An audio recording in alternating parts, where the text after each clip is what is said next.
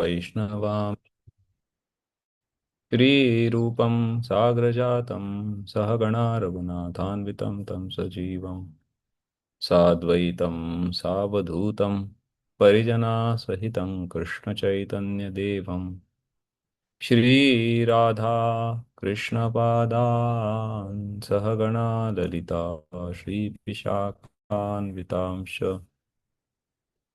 नमा ॐ विष्णुपादाय कृष्णप्रेष्ठाय भूतले श्रीमते भक्तिवेदांत स्वामी निति नामिने नमस्ते सारस्वते देवे गौरवाणी प्रचारिणे निर्विशेष शून्यवादी पाश्चात्य देशतारिणे नमो महावदन्याय कृष्ण प्रेम प्रदायते कृष्णाय कृष्ण चैतन्य नाम्ने गौरत्विषे नमः। हे कृष्णा करुणा सिंधो दीनबंधो जगत्पते गोपेश गोपिका कांत राधा कांत नमोस्तुते तप्त कांचन गौरांगी राधे वृंदावनेश्वरी वृषभानुसुते देवी प्रणमामि हरिप्रिये वाञ्छाकल्पतरुभ्यश्च कृपा सिन्धुभ्य एव च पतितानां पावनेभ्यो वैष्णवेभ्यो नमो नमः। जय श्री कृष्ण चैतन्य प्रभु नित्यानंद श्री अद्वैत गदाधर श्रीवासादि गौर भक्तवृंद हरे कृष्णा कृष्णा कृष्णा हरे हरे हरे राम हरे राम राम राम हरे हरे नाना शास्त्र विचारणैक निपुणौ सद्धर्म संस्थापकौ लोकानां हितकारिणौ त्रिभुवने मान्यो शरण्याकरो राधा कृष्ण पदारविन्द भजना नन्देन मत्तालिको वन्दे रूपसनातनौ रघुयुगौ श्रीजीवगोपालकौ वन्दे रूपसनातनौ रघुयुगौ श्रीजीवगोपालकौ। श्री षड गोस्वामी प्रभुगण की जय। श्रील रूप गोस्वामी पाद की जय। श्रीनिवास आचार्य की जय। हरे Krishna. So, before beginning, I would like to offer my prayers and condolences to Pallavi Mataji, who is no more there with us. Left us all on, I think, Friday, right? It was my heart sank as I received the news from Sanju Prabhu. I was really very shocked to know this. But in front of Lord's will and the time, no one can do anything. At the same time, we can also learn a lesson that time is so short. We don't know when will our turn be. So need to be very serious in our own practice. Hare Krishna. So we'll continue with chapter 13 of Bhakti Rasamrita Sindhu. Yeah.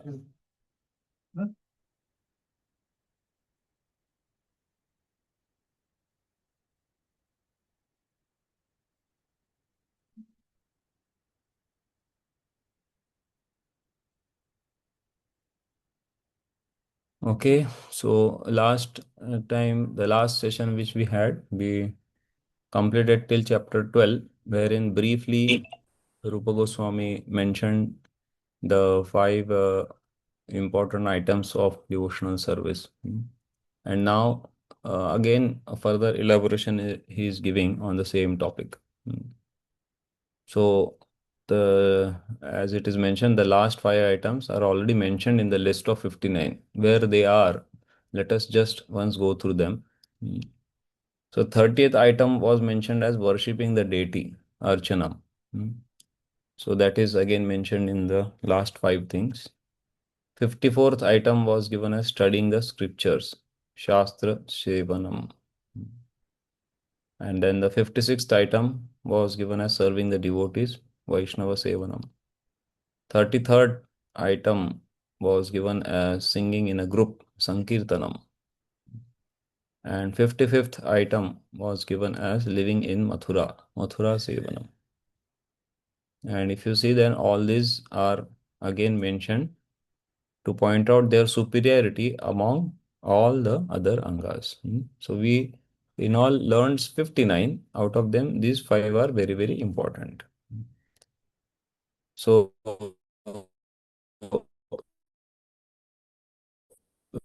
Rupa Goswami glorifies them in his own by one. Before that, just brief introduction on this topic. Yes, bro, any question? Prabhuji, just one request, Prabhuji. Today, before we could end our session, if you could also provide us the meter of the shlokas. Devotees would like to start practicing those shlokas, Prabhuji. So if you could just recite the shlokas for us once, that would be helpful, Prabhuji. There is a request which is coming. Okay, okay. Yeah, we'll do that. Thank you, Prabhuji. Thank you. Just remind me as we close with this chapter. Sure. Sure, Prabhuji. So, in Chaitanya Charitamrita also the discussion comes. Sadhu Sangha Nama Kirtan Bhagavat Shravan Mathura Vasa Shri Murtira Shraddhaya Sevana सकल साधन श्रेष्ठ एई पंच अंग कृष्ण प्रेम जन्माय एई पांचेर अल्प संग. So here Sri Chaitanya Mahaprabhu is saying that one should associate with devotees, chant the holy name of the Lord, hear Srimad Bhagavatam, reside at Mathura, and worship the deity with faith and veneration. And then the next verse he says, these 5 Sakala sadhana sreshtha ei panchanga. Why it is best? Because even a slight performance of these 5 awakens love for Krishna. Krishna prema janmaya ei panchera alpa sanga. Alpa is very short, With a very slight performance also helps us awaken Krishna prema. So that's why Rupa Goswami has stated them again. So these are the words used by Rupa Goswami. Mathura Mandale Sthitihi, residing in Mathura. Trimurter Angri Sevane, worshipping the deity. Worshipping the deity. Shri Murtir Angri Sevane, serving the lotus feet of the deity, Shri Murti. Hearing Shri Bhagavat Artha Swado, tasting the sweetness of Srimad Bhagavatam. And then Shri Nam Sankirtan, chanting the holy name. And Sajatiyashaya Snigdha Shri Bhagavata Bhakta Sango. Serving a devotee. What kind of devotee? Sajatiyashaya. Who is of a similar mentality or who is Snigdha, with whom we have a very good, deep, thickening relationship. And he is more advanced than us. So, like that, from such a we should serve such a devotee. So, these are the 5 items, potent forms. So, Srila Prabhupada has very mercifully encompassed all these items for us within ISKCON. So, residing in Mathura, Prabhupada has created a facility at Mayapur and Vrindavan for our stay. And we see that devotees organize annual yatras at such place, so that we get some glimpse and some part of our year we can spend there. Then worshipping the deity. So Prabhupada has established very lavish deity worship with very high standards. We can see that many people, when they come to the temples of ISKCON, they are really captured by the way the deities are dressed, the way the cleanliness is maintained in the temple, very, very beautiful way. So I remember once my father remarked when he was initial days, we started coming to temple. He remarked that I liked one thing in ISKCON, that there is a lot of cleanliness and darshan is available for all at one go. That means you don't have to wait in a queue to have the darshan. Recently, I am coming from Pandharpur. So to take darshan of Lord Vittala, you have to wait on a big queue. Or if you go to Balaji, same thing. But you go to any ISKCON temple, no queue, direct darshan. So that is mercy of Srila Prabhupada. Then hearing Srimad Bhagavatam. So Prabhupada has organized daily Srimad Bhagavatam and Bhagavad Gita classes so that we can taste the nectar of Srimad Bhagavatam. And chanting Hare Krishna mantra. So we chant japa at the same time during Mangal Arti, Guru Puja, Rajbhog Arti, Sandhya Arti. There is Harinam going on. And also there is street Sankirtan. So that is also there. And then fifth is a serving devotee. So it is one of the seven purpose of ISKCON, serving devotee or creating the association of devotee.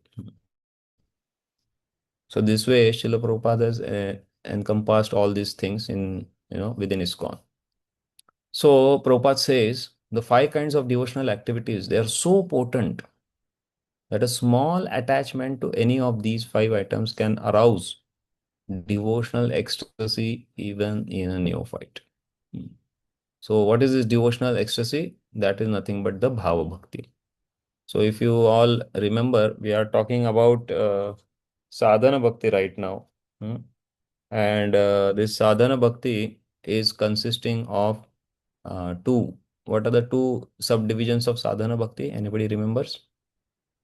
Vaidhi sadhana bhakti and raganuga bhakti. Correct. So we are discussing right now which one? Vaidhi sadhana bhakti. Vaidhi sadhana bhakti. And in that we discussed or heard the 64 limbs of devotional service, the 64 limbs of Vaidhi sadhana bhakti, which leads to sadhya bhakti. That is nothing but the bhava bhakti.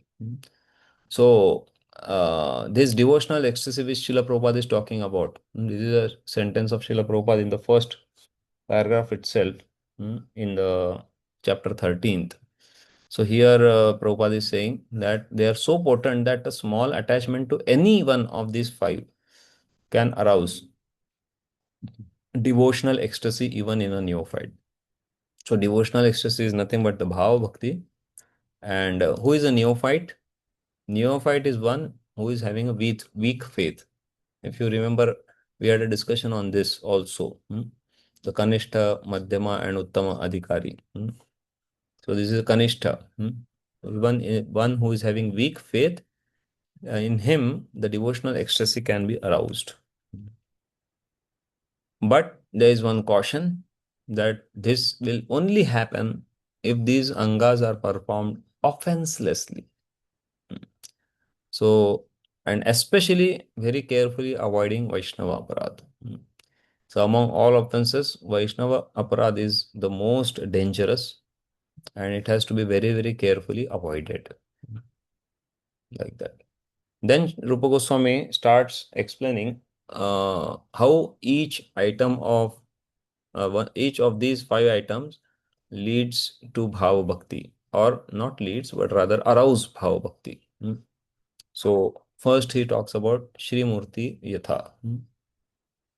So this is a verse he gives.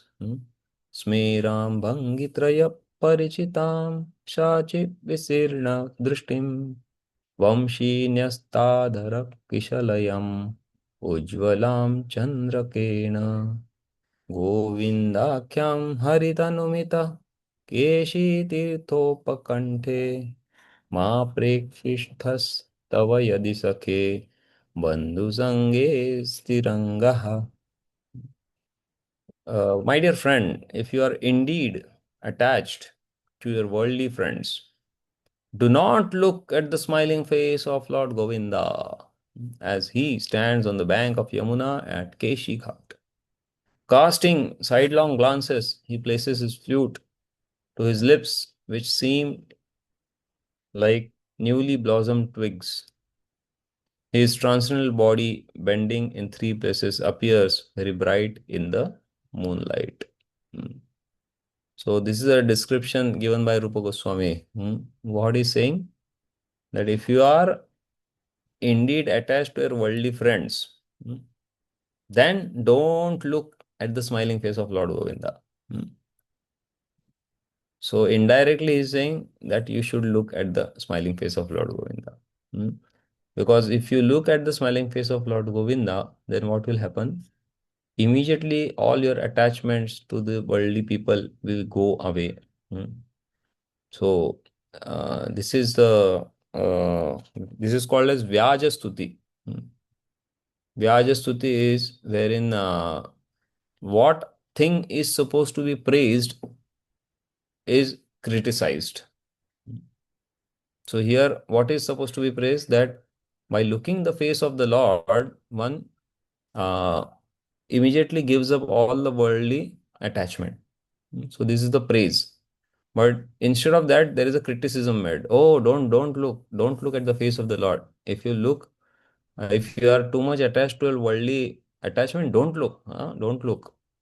So that is called as Vyaja Stuti. So actually, Rupa Goswami wants to glorify that, the face of the Lord, but he is saying in a way of criticism. And when somebody says no, then immediately there is a eagerness. Oh, I want to do that. Just like we say to the children, oh, don't do that. Then immediately they will see, find a way how he will do that, he or she will do that. Hmm. But the mother or father says, don't touch the fire. So then he will immediately wait and watch when mother and father are not looking. And that time he will find the opportunity to touch the fire. So that is a tendency. So similarly, Rupa Goswami is saying here to us, don't look. Then we will immediately feel, oh, why I should not look? Let me look.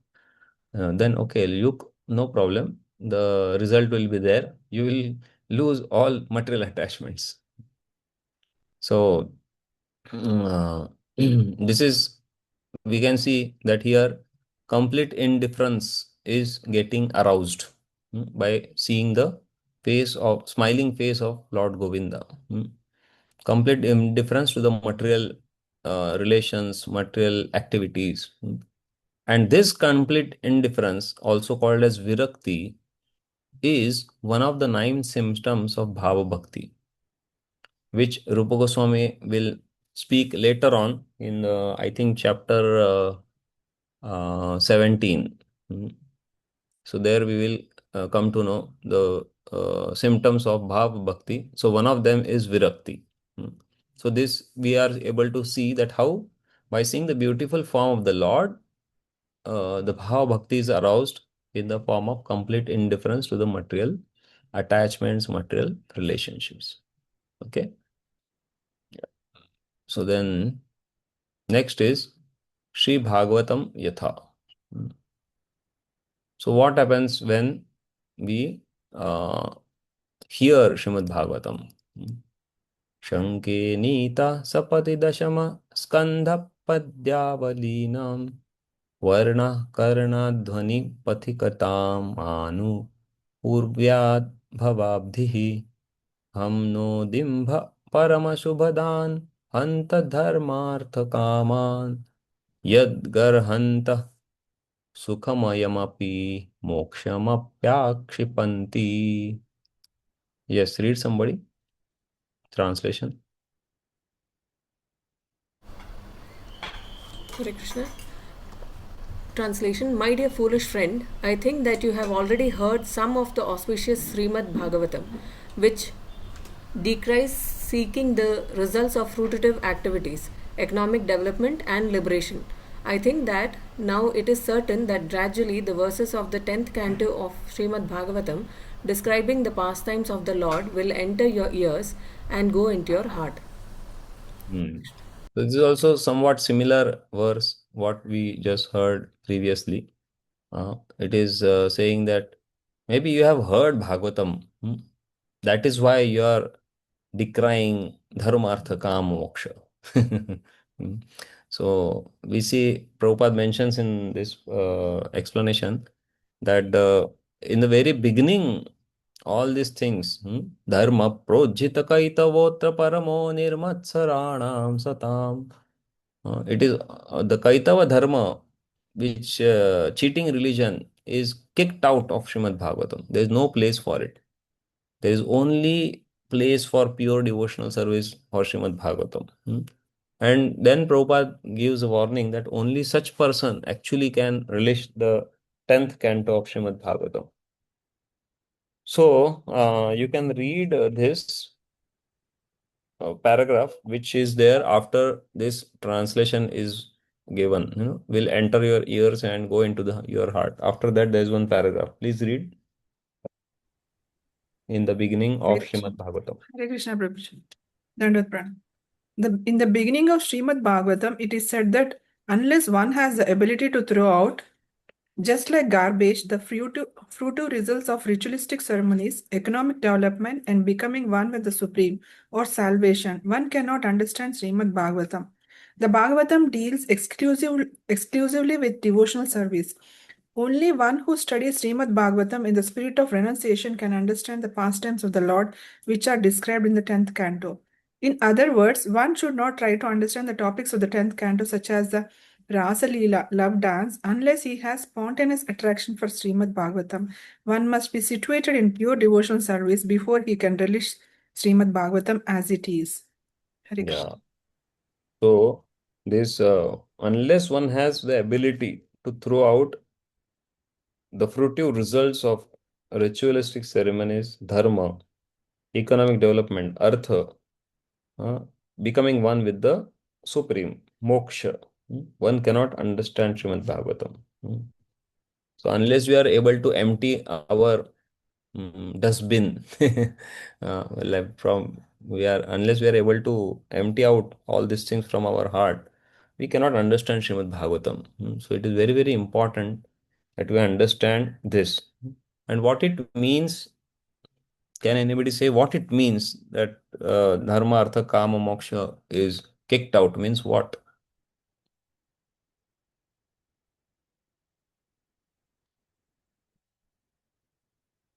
That is, soul is getting purified, Prabhuji. No, that is okay, but what it actually means, we have to kick out dharma, artha, kama, moksha means what? Attraction towards bhakti gives that result, right? That is correct. Attraction to bhakti gives that result. All our anarthas are getting cleared.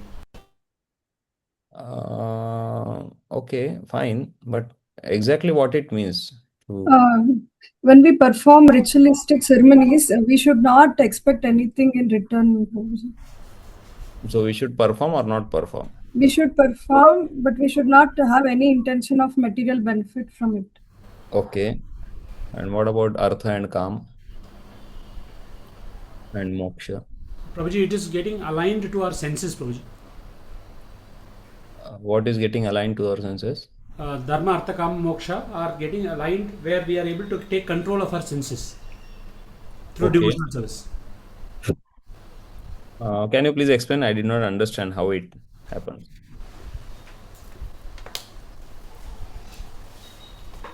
Prabhuji, when we say when we participate in devotional services, we are aligning all our senses towards that. Therefore, we are getting aligned in terms of Dharma, Artha, Kama, and Moksha, and we are getting a control of it, Prabhuji.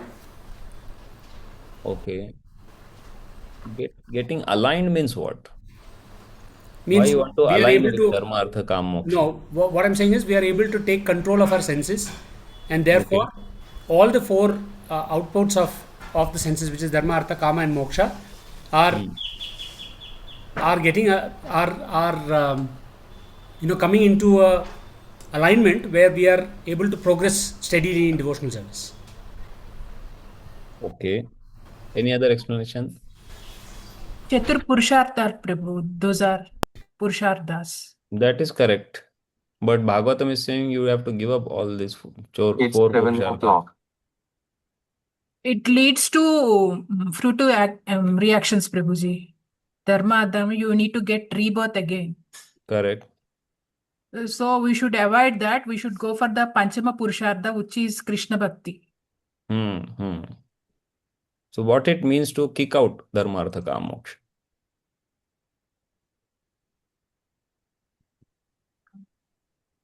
It means that we are becoming too materialistically driven rather than devotionally driven. No, I'm saying kicking out. Kicking out dharma, artha, kama, moksha means what? Getting attached to Krishna. That is correct.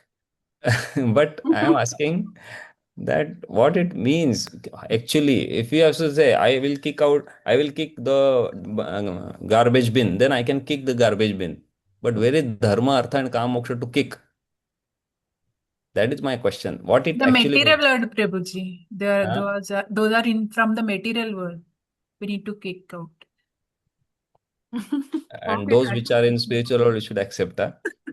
Spiritual or no, those activities, Prabhuji. Hare We don't. Krishna, Yes, Mataji. it may be working for the sense gratification of one's own.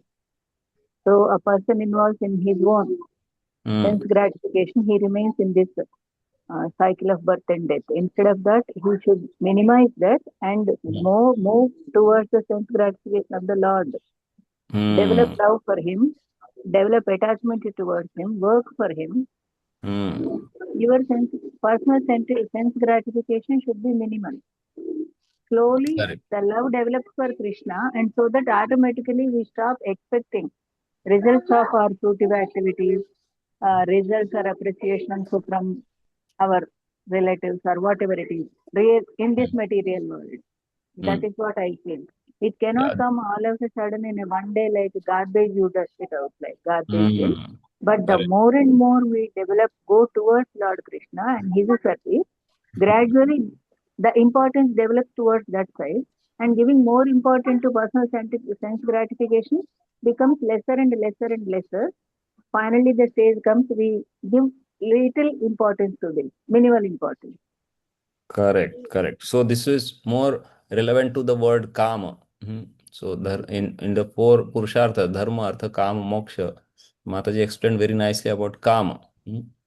That the sense gratification should not be done, but we should try to please the senses of Krishna. So similarly, dharma, Mataji mentioned, I think Katyani Mataji mentioned that the fruitive activities should not be performed. So we should not perform with the motive of gaining something from that. If you are wanting something result, then that is binding. And artha is what? Earning money. So if we say that you don't have to earn money, then one will ask the question, then how one can survive in the world? So Bhagavatam says, Kamasya nendriya pritir labho jiveta yavata jivasya tattva jignasa nartho yascheha karmavi. So one should not perform artha sanchay for kama, kamasya indriya priti, not for satisfying one's senses, but labho jiveta yavata, just to keep the body and soul together. So that for that economic development is allowed according to Bhagavatam. So generally person performs dharma or dharmic activity, that is according to his varna he performs dharma, and by that he earns money, that is artha, and he engages that artha in kama, and eventually his goal is to attain moksha.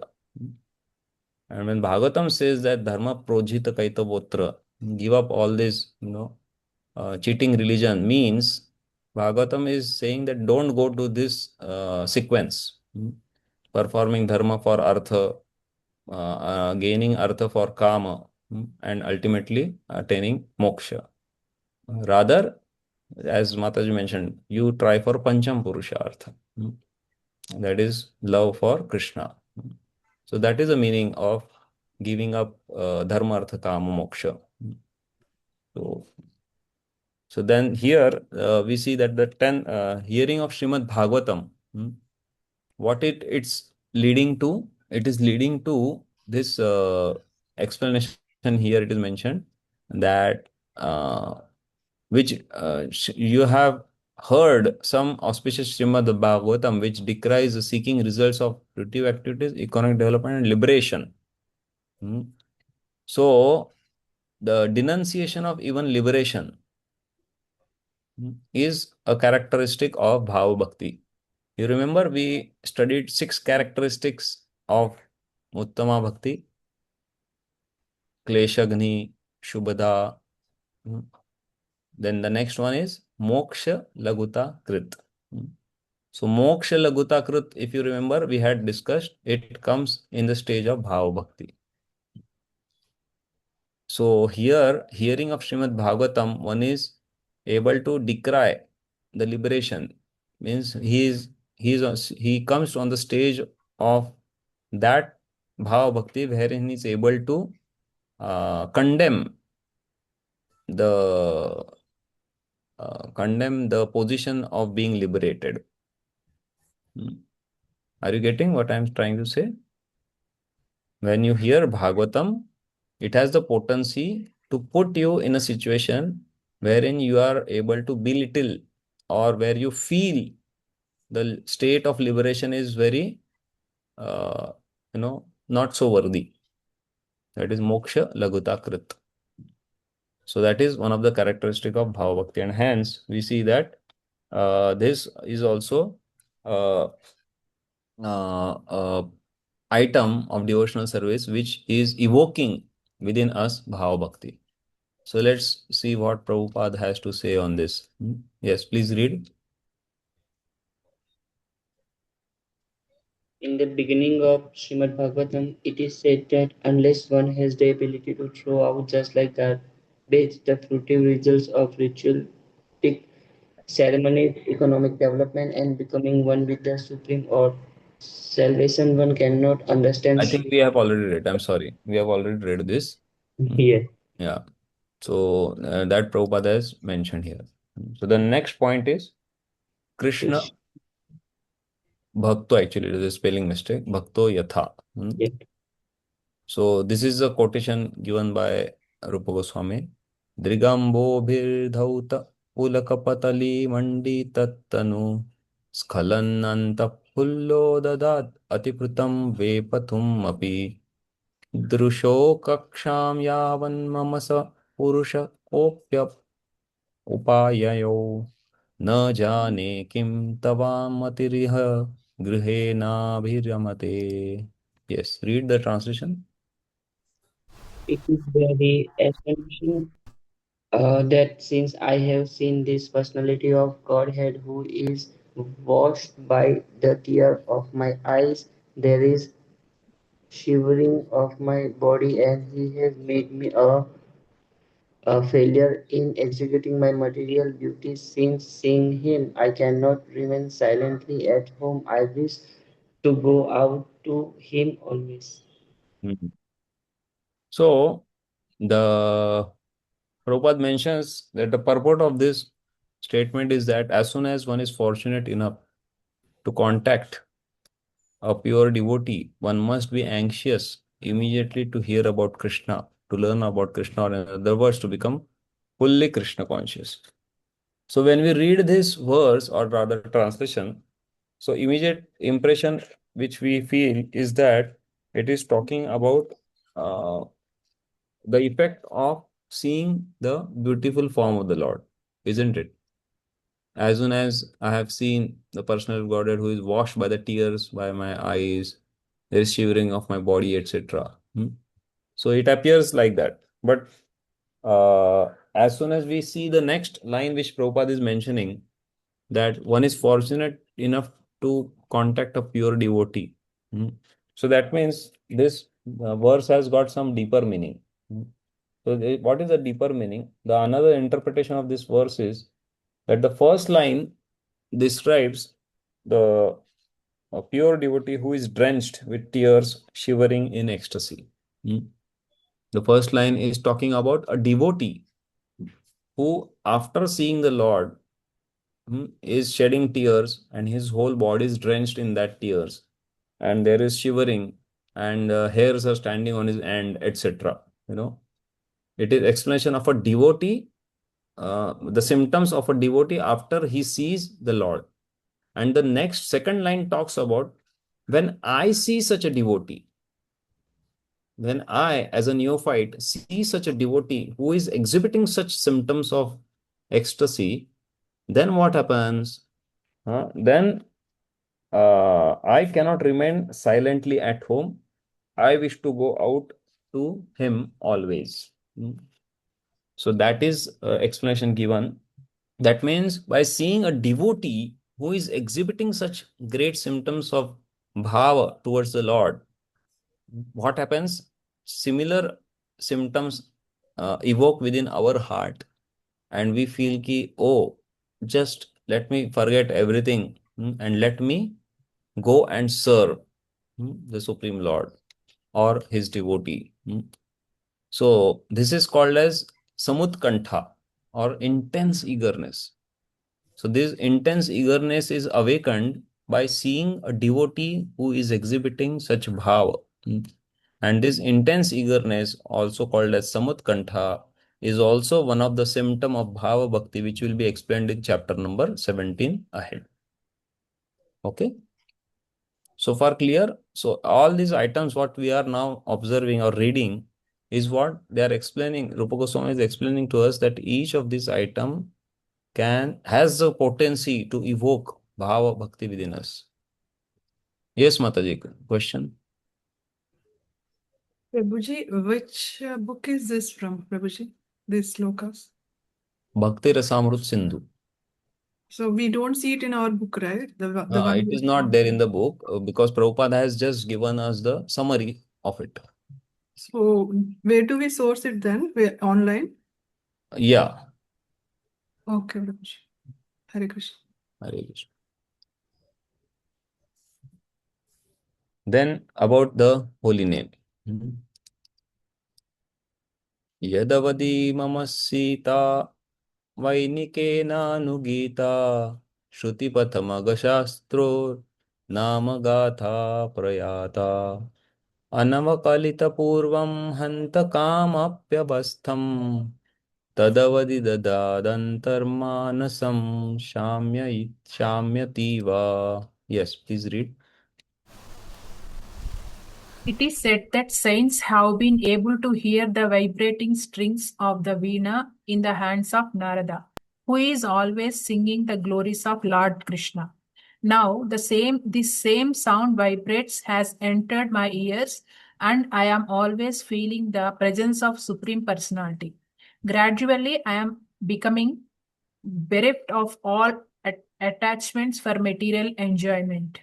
So you see, the saints have been able to hearing the vibrating strings of Veena. So Srila Bhaktivinoda Thakur has composed a very, very beautiful song on this phenomenon.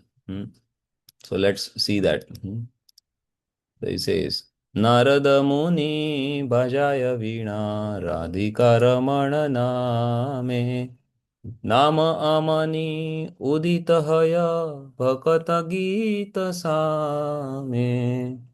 So here he's saying, Bhaktivinoda Thakur, that when Narad Muni plays his veena and chants the holy name Radhika Raman, so what happens? Immediately Lord's devotees appear with kirtan around him. Ami adhara barishe ghana shravana yugale giya Bhakata jana saghane nache bhoriya apanahiya. So like a monsoon cloud, the holy name showers nectar in their ears. And all the devotees, due to great ecstasy, repeatedly dance to their heart's content. माधुरी पुरा आसव पशी माताय जगत जने केहवा कांदे केहवा नाचे केह माते मने mane. So all the people of the universe become maddened upon entering this intoxicating shower of nectar. And what happens when they are intoxicated? Keha vakande. some are crying, Kehava nache, some are dancing, Keha mate mane mane, and some in the mind are getting that kind of happiness. Then next he says, पंचवदन नारदे धोरी प्रेमेर सघन role कमलासन Nachiyar बोले बोलो बोलो हरि बोल. So sweet. So Narad Muni is catching hold of Panchavadana. Panchavadana is Lord Shiva. He's saying, and then they both are dancing together. They made a saghana role. Like sometimes we see devotees, they hold each other and they dance, going around each other. So like that, Narad Muni and Lord Shiva are dancing. And seeing this, Kamalasana Nachiya Bole. Lord Brahma, he is also feeling that he should also chant. And then he is encouraging everyone, Bolo Bolo Hari Bolo, Hari Bol, like that. And then next he says, Sahasranana Parama Sukhe Hari Hari Boli Gaya Nama Prabhave Matilo Vishwa Nama Rasa Sabe Paya. So Sahasranana is Ananta Shesh. So he is also becoming very happy and he is also saying Hari Hari Boli Gai. Hari Hari he is chanting. And because of the this potency of holy name, entire universe is maddened, and everyone is getting that Nam Rasa. Sri Krishna Nama Rasa Nespuri Puralo Amar Asha Shri Rupa Pade Yachaye Iha Bhakati Vinoda Das. So I think Bhaktivinoda Thakur has written this song on this particular verse which Rupa Goswami has given. Because here also he is saying the same thing. Thakur Bhaktivinoda, he is saying, humble servant, the holy name of Krishna has fulfilled all my desires by vibrating on everyone's tongue. And Bhaktivinoda therefore prays at the feet of Sri Rupa Goswami that chanting of the Harinam may continue like this always. So why was there need for Bhaktivinoda Thakur to talk about Rupa Goswami especially? I'm getting this feeling that based on this verse which we just now saw, Bhaktivinoda Thakur has composed this song. So yes. So then Prabhupada gives a very beautiful purport to this song. Yes, somebody can read it. Hare Krishna. This is a song sung by Bhaktivinoda Thakur. The purport of the song is that the great soul Narada Muni is playing on his stringed instrument called the Veena and vibrating Radhika Ramana, one of the Krishna's names. So, as soon as he plucks the strings and chants, all the devotees immediately respond to him and it becomes a very beautiful vibration. Amiya Dhara, Barise Ghana. As the singing goes on with the stringed instrument, it appears that there is a shower of nectar, and all the devotees then dance in ecstasy to the fullest extent of their satisfaction. Then, as they dance, it appears that they become intoxicated by drinking the beverage called Madhuripura. And as one becomes almost mad by drinking, similarly, all the devotees become mad in ecstasy. And some of them are crying, and some of them are dancing, and some of them, although they cannot dance publicly, are dancing within their hearts. Then Lord Shiva embraces Narada Muni and begins to dance and cry out in ecstasy. And when Lord Brahma sees Lord Shiva dancing with Narada Muni, he joins and says, "All of you kindly chant Hari Bol, Hari Bol." Then gradually the king of heaven, Indra, also joins in with great satisfaction and begins to dance and to chant Hari Hari Bol.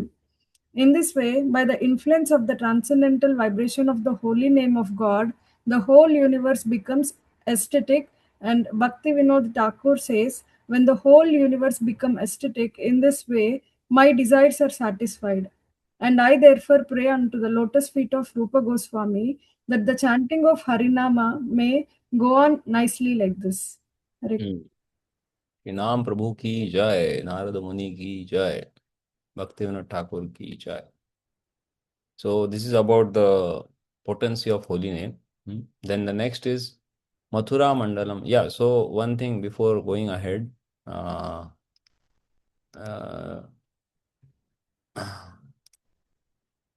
Yeah, there it is. Just a minute.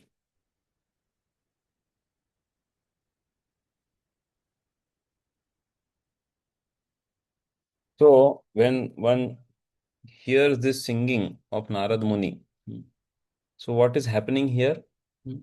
I am becoming bereft of all attachment for material enjoyment. That is mentioned by the devotee in the translation of this verse. So this complete detachment is again the symptom of bhava called as virakti. So Rupa Goswami says that kirtan can immediately evoke devotional ecstasy even in a neophyte. Yeah. Then next is Mathura Mandala Yatha. तटभुवि कृतकान्ति श्यामलायस्तन्टियाः स्फुटिलनवकदम्बालम्बिकुञ्जाद्विरेफा निरवधि मधुरिम्णा मण्डितेयं कथं मे मनसि कमपि भावं काननश्रीतनोति. Yes, please read.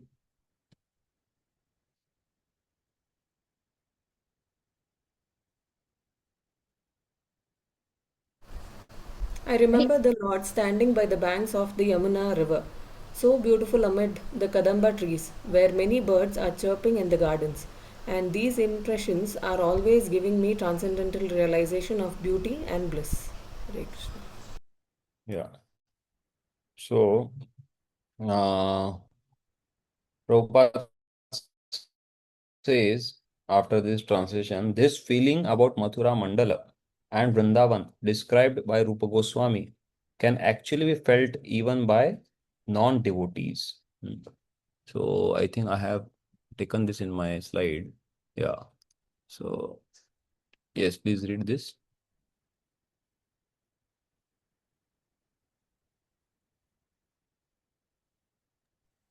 The places in the 84 square mile district of Mathura are so beautifully situated on the banks of the river Yamuna that anyone who goes there will never want to return to this material world.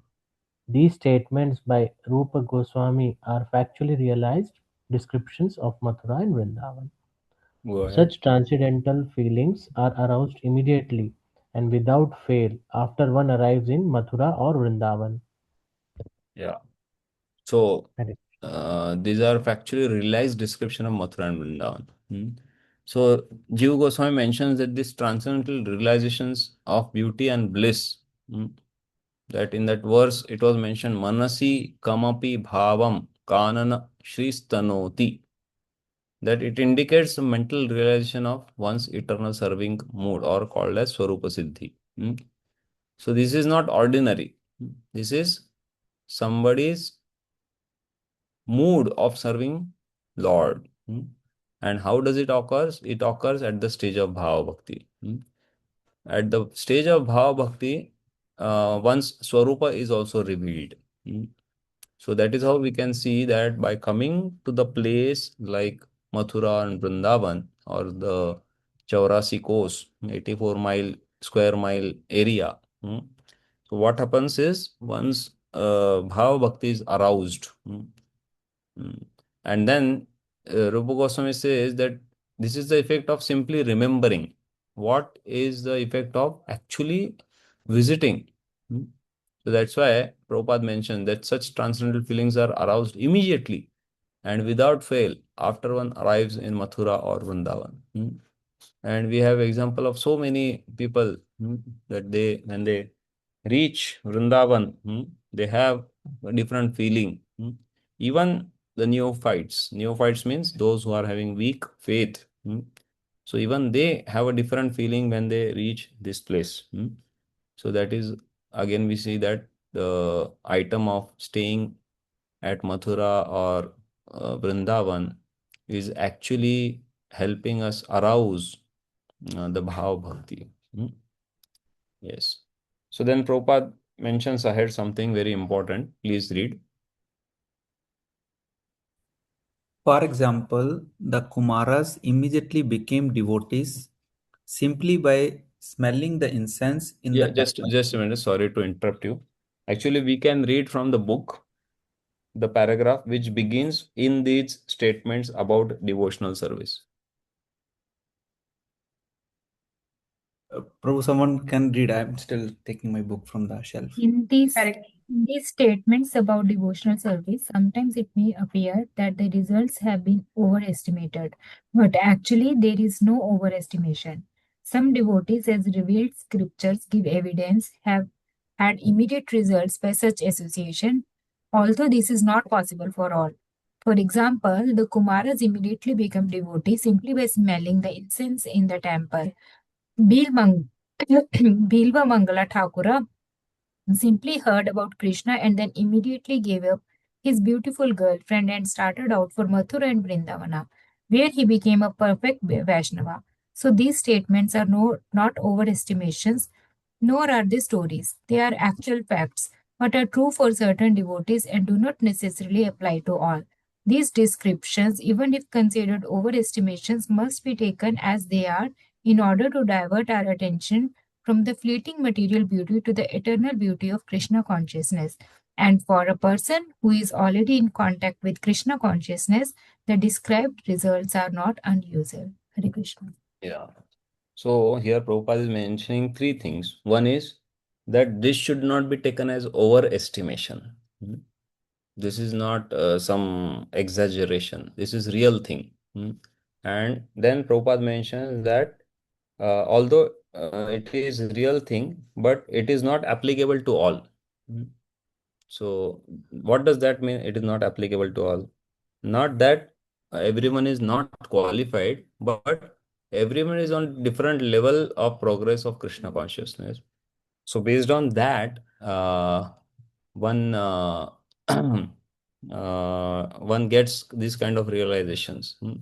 So those who are to some extent purified or following the practice non-offenselessly, so then they may experience this kind of things when they reach the holy dham by the mercy of Lord and his devotees.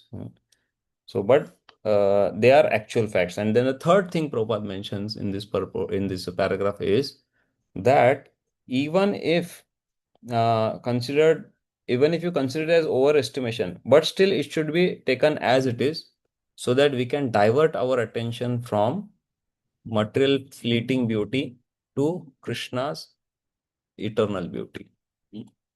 So, because from this we understand how it is like that. So here the discussion about the 5 potent forms of devotional service is concluded, and then the remaining part of the chapter talks about, and the next chapter it talks about another concept, and that is what is the relation of sadhana bhakti uh, in connection with other practices, and which are considered very important in general world, but they are not considered as anga or the limb by Rupa Goswami. So what are they?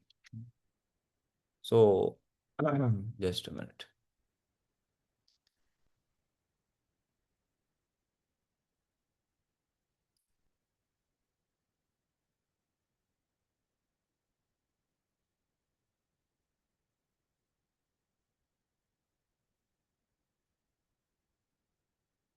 Yeah. So these are the things, like now we remember the shloka Anya Bhilashita Shunyam Jnana Karmadi Anavritam Anukulyena Krishnanu Bhakti Ruttama. So Jnana Karma Di Anavritam is the word. In that it is said Jnana, Karma and Adi. Adi is etc. Adi also means beginning, but here the word Adi means etc. So what is that etc. is? So that Rupa Goswami takes over here various points, that etc. is varnashrama or dharma or karma.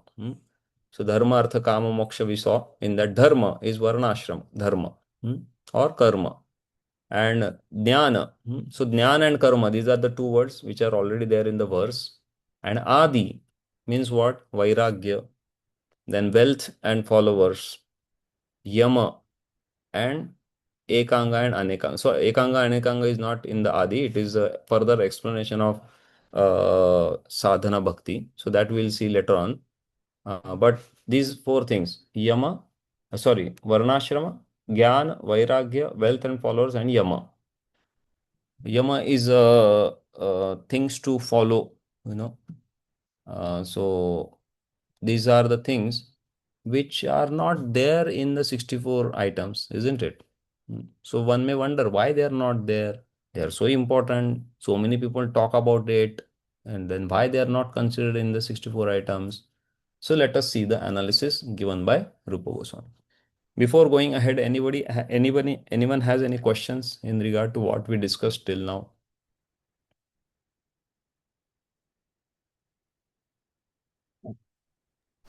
All right. Prabhuji, what is Falgu Vairagya here? Falgu Vairagya. That will come to it.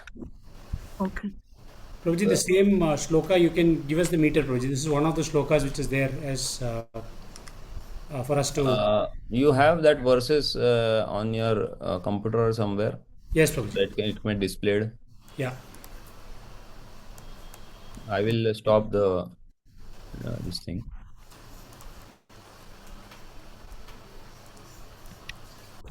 You please share the screen so that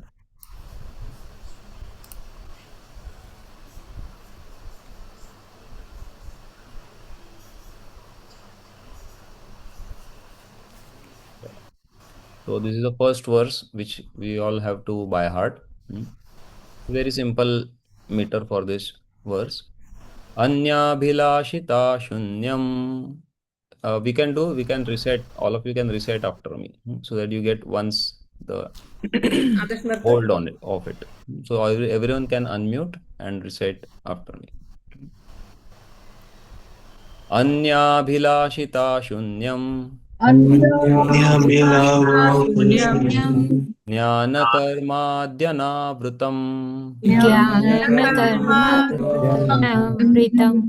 Anukulyena Krishnanu. Anukulyena Krishnanu. Sheelanam Bhaktiruttama. Sheelanam Bhaktiruttama. Anyabhilashita shunyam. Anyabhilashita shunyam. Jnanakarmadyanavritam. Jnanakarmadyanavritam. Anukulyena Krishnanu. Anukulyena Krishnanu. Sheelanam Bhaktiruttama. Sheelanam Bhaktiruttama. Next verse.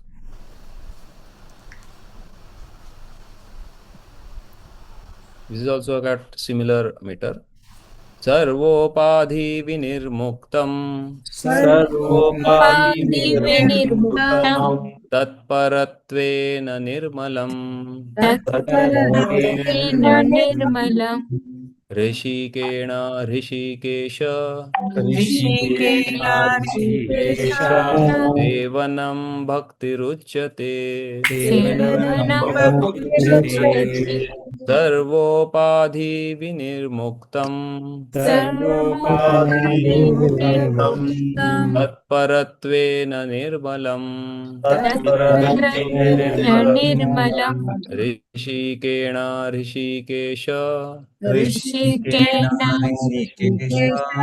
Devanam Bhaktiruchyate. Devanam Bhaktiruchyate. Yes, next verse.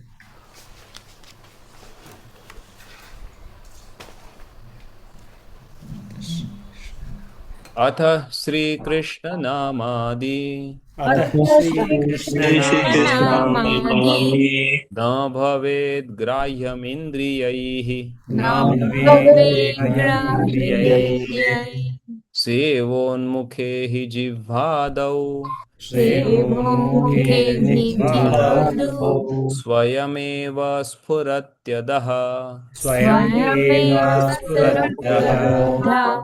अतः श्री कृष्ण नामादि अतः श्रीकृष्णनामादि न भवेद् ग्राह्यमिन्द्रियैः न भवेद्ग्राह्यमेन्द्रियैः सेवोन्मुखे हि जिह्वादौ सेवोमुखे जिह्वादौ स्वयमेव स्फुरत्यदः स्वयमेव स्फुरत्यदः।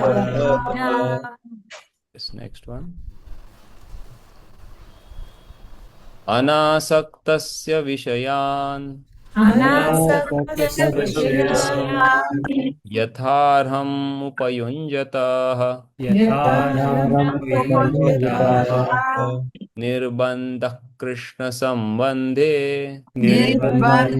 कृष्णसम्बन्धे युक्तं वैराग्यमुच्यते अनासक्तस्य विषयान् अनासक्तस्य विषयान् यथार्हम् उपयुञ्जतः निर्बन्धः कृष्ण संबंधे निर्बन्धकृष्णसम्बन्धे युक्तं वैराग्यमुच्यते युक्तवैराग्यमुच्यते। प्रापञ्चिकतया बुद्ध्या प्रापञ्चिकतया बुद्ध्या हरिसम्बन्धि वस्तुनः हरिसम्बन्धिवस्तुनः मुमुक्षुभिः परित्यागो परित्यागो वैराग्यं फल्गु कथ्यते प्रापञ्चिकतया बुद्ध्या हरिसम्बन्धि वस्तुनः मुमुक्षुभिः परित्यागो वैराग्यं फल्गु कथ्यते. Yeah. So this verse, these two verses talks about Yukta Vairagya and Phalgu Vairagya. So we'll come to it when we discuss on that topic today only. Okay. So is that okay? Yes, Prabhu. Thank you, Prabhu. So now I will share the screen.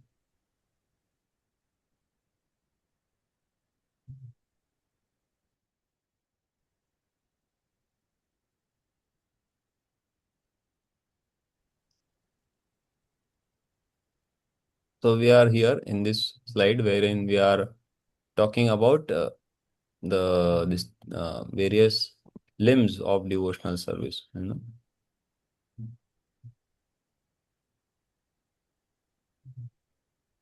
Just a minute.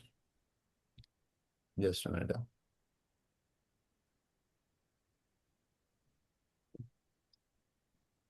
Hare Krishna, Krishna Krishna, Hare Hare. Hare Ram, Ram. Hare Krishna, Krishna Krishna, Hare Hare. Hare Ram, Ram Ram, Hare Hare. Hare Krishna, Krishna Krishna, Hare Hare. Hare Ram, Ram Ram. Hare Krishna, Krishna Krishna, Hare Hare Ram, Ram Ram, Hare Hare. Hare Krishna, Krishna Krishna, Hare Ram, Ram Ram, Hare Hare Krishna, Krishna Hare Hare Ram, Ram. Okay.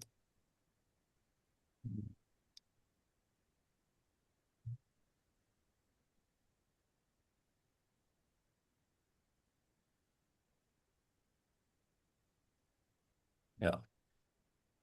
So Varnashram or Varnashram Dharma or Karma, all these things is same, is not an anga of bhakti.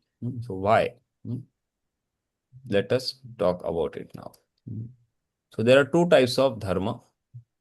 One is material dharma, which is based on Varnashram, and one is spiritual dharma, which is based on the swarupa of spirit soul. Jivera Swarupa hai Krishnera Nityadas. So based on this Swarupa, the soul has got the activity of performing devotional service. And when that soul is in the body, then based on that body, he has the dharma of varnashram. So, although the goal of varnashram is bhakti, but the activities of varnashram is not the anga of bhakti. What are the activities of varnashrama are? Like somebody is a brahmana, or somebody is a kshatriya. So he is performing kshatriya activities. So that is not considered as anga of bhakti. Or somebody is Vaishya, so Krushi, Goraksha, Vanijya is not considered as Anga of Bhakti. No?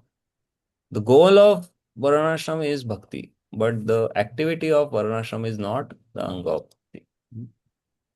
For example, someone is accepting Grahastha Ashram is not Anga of Bhakti.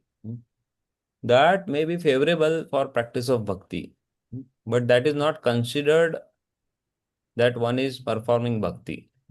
Just because somebody is brahmachari lifelong, that does not mean that is his anga of bhakti. No.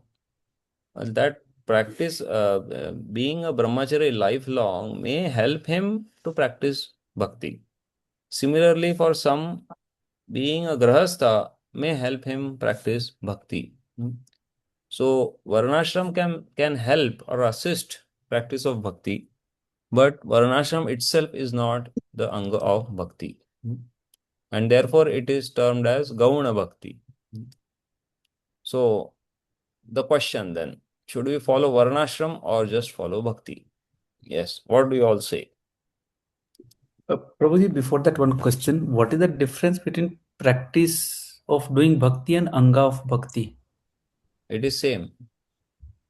Okay, When anga of bhakti is nothing but practice of bhakti. But anga, why the word anga is used, we have just now studied 64 anga of bhakti. The 64 limbs of bhakti in English we say. So similarly, Varnashram is not the limb of bhakti. Okay. That is the point Rupa Goswami is trying to stress upon us. Fine, Prabhuji. Yeah. Yeah. So then question is, should we follow Varnashram or just follow the bhakti? We should follow both, Prabhuji, until we get that taste.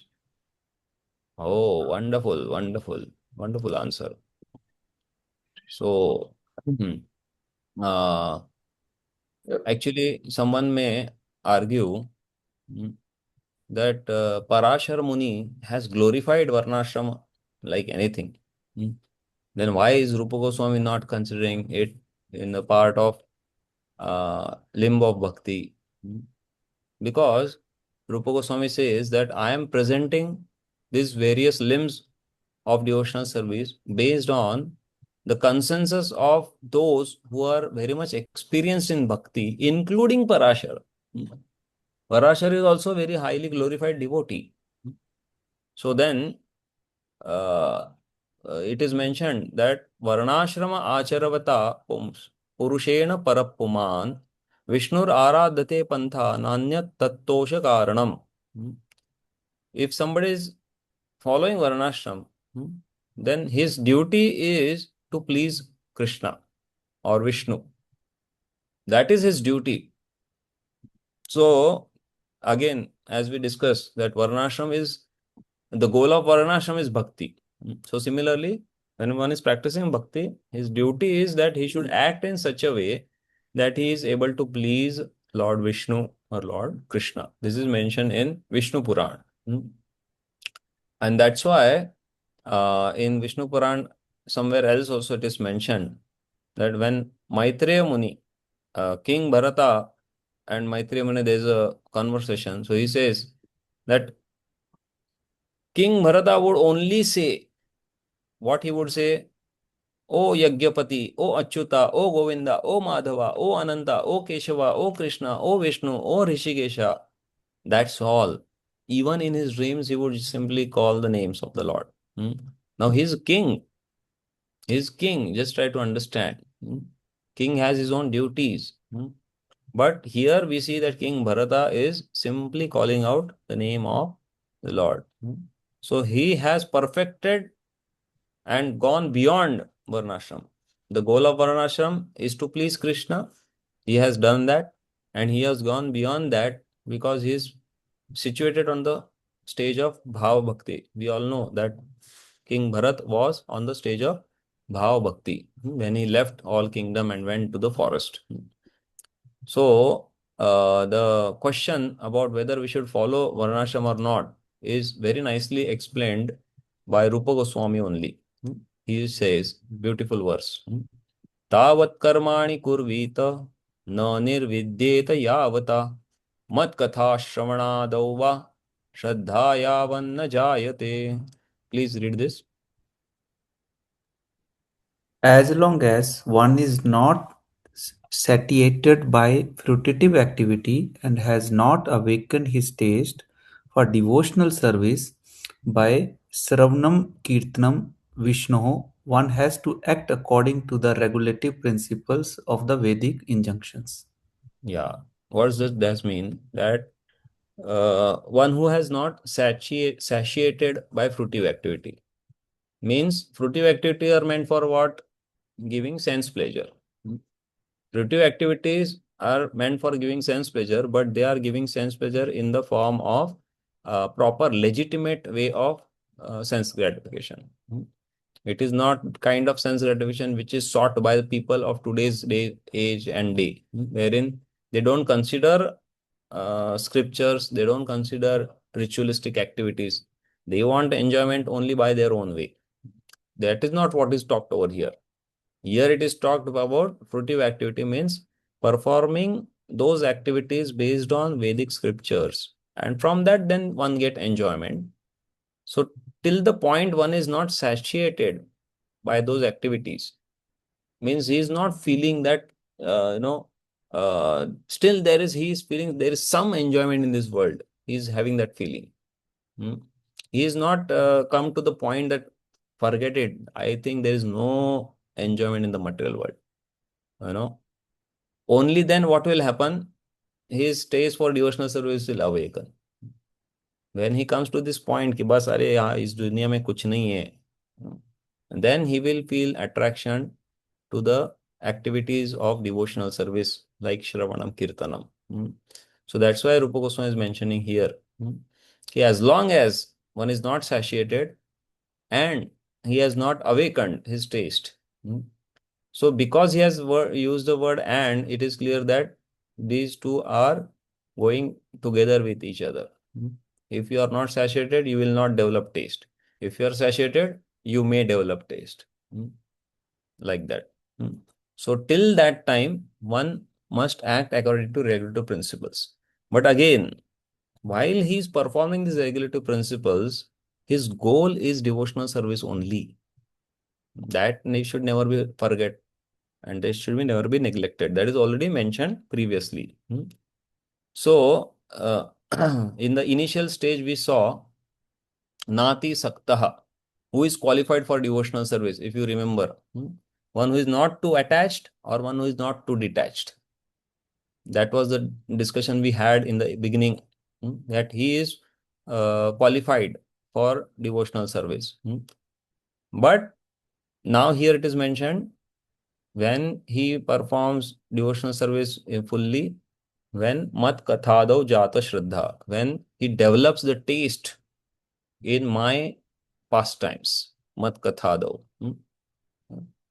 When the taste for my pastimes develops in him, then he is qualified for giving up dharma or varnashrama. You are getting the two different things. One is who is qualified for bhakti, and here the second point is who is on this level where he can give up varnashram.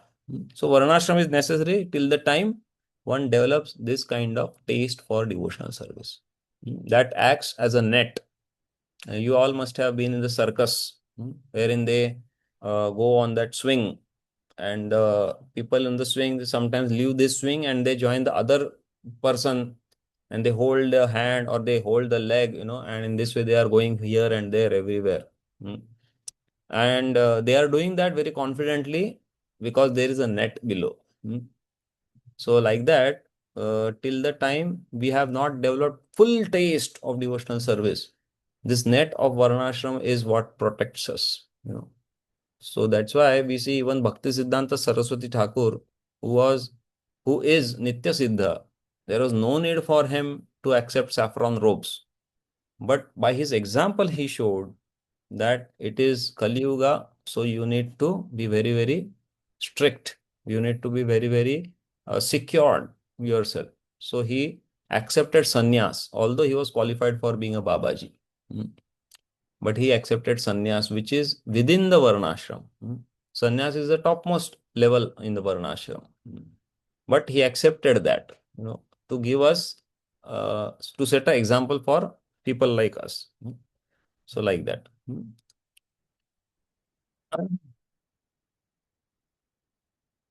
So devotees can break the order of following varnashram to follow higher order after he develops the faith in Shravan Adi activities. And that's why Srila Prabhupada many times mentioned 50% of his work is still remaining. That is establishment of varnashram. So division of varna and ashram while executing ninefold devotional service and keeping Krishna as his goal of life. And as one's faith increases, then he qualifies himself for Uttama Bhakti. But then the point again is the same, that varnashram is not considered as a limb of bhakti, but it is a supportive for practice of bhakti. Any questions?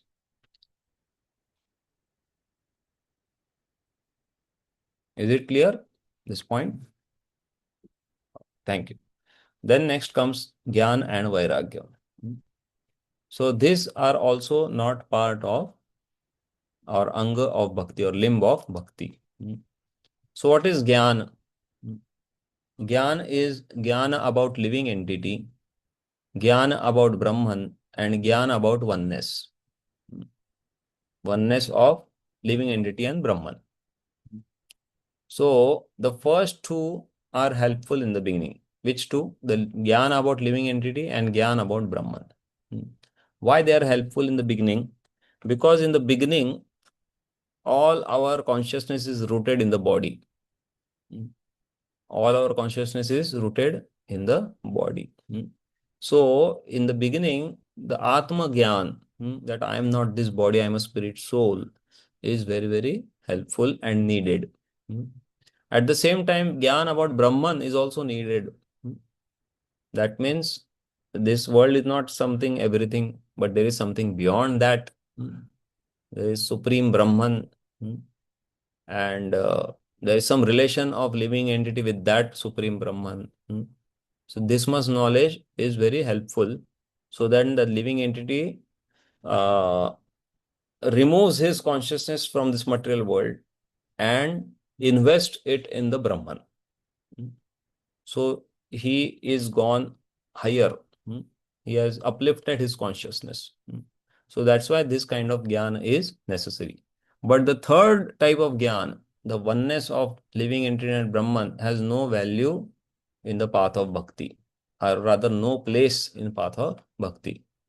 Because in the path of bhakti, there is no concept of oneness, but in the path of bhakti, there is oneness in the sense of oneness in the sense of fulfilling the desire of the Lord. What is the desire of the Lord? That becomes the desire of the devotee. In that way, there is oneness, but not in the term, in sense of physical oneness, that the living entity merges himself in the Brahman. That kind of oneness is not there, like that. So then, that is about Gyan. And Vairagya.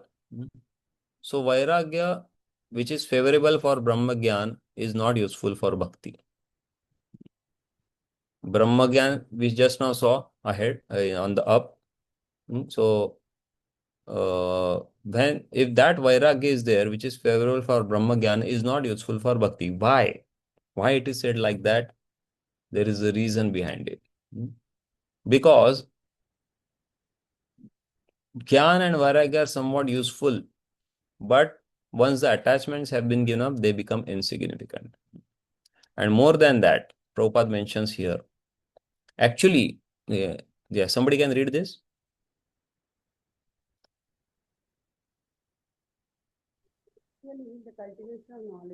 Actually, the cultivation.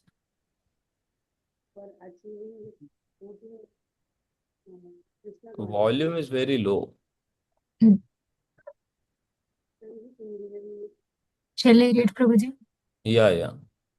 Actually, the cultivation of knowledge or renunciation, which are favorable for achieving a footing in Kanaya consciousness, Krishna consciousness may be accepted in the beginning, but ultimately they may also come to be rejected, for devotional service is dependent on nothing other than the sentiment or desire for such service. It requires nothing more than sincerity. Yeah. That's why Jnana and Vairagya may be helpful in the beginning.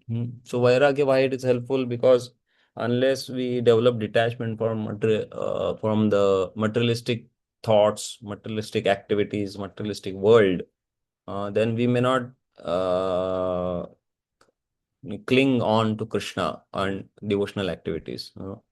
So that's why in the initial it is somewhat necessary. But for long run, it is not required and has no value or no place. Why? Because it makes one's heart hard. Jnana and Vairagya makes one's heart hard. And actually it is defeating the very purpose of devotional service.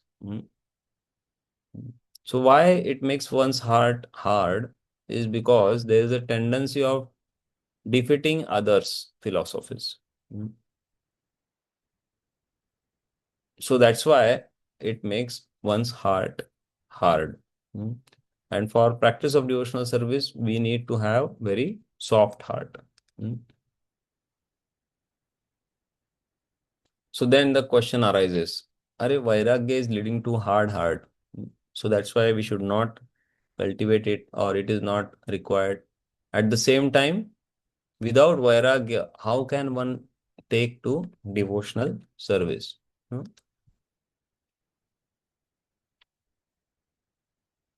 So then Prabhupada answers. Yes, please read this. Vairagya leads to hard heart.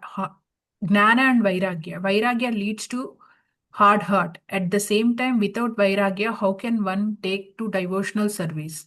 Actually, a person who is developing Krishna consciousness and still has some attachment to the material enjoyment will soon be freed from such a tendency by regularly discharging devotional service under the instructions of bona fide spiritual master.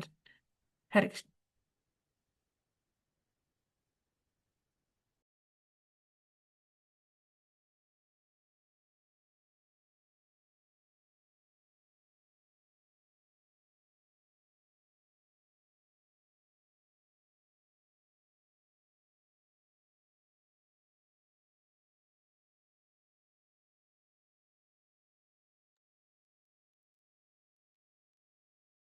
Hare Krishna. Prabhuji, you're on Unmute, Prabhuji. You are in mute. Oh, I'm sorry. So bhakti itself is the cause of bhakti. So please read this next quote. Hare Krishna Prabhuji. Bhakti itself is the cause of bhakti. Actually, Krishna consciousness, devotional service itself, is the only way of advancing in the devotional service, devotional life. Devotional service is absolute. It is both the cause and the effect of devotion. So then one may ask, will bhakti not make the heart hard? So answer is no. It is sukumar, very soft, as it is based on the beautiful pastimes of the Lord. So the goal of Jnana and Vairagya is achieved by Bhakti itself. At the stage of Ruchi, material attraction will be destroyed for most part. Vasudeve Bhagavati Bhakti Yoga Prayojita Janayati Ashu Vairagyam Jnanam Chayad Ahetukam. This verse talks that how. Where am I? It's 8 o'clock. Yeah. Is the slideshow stopped? Yes, Prabhuji. Acha. How did it stop? I don't know.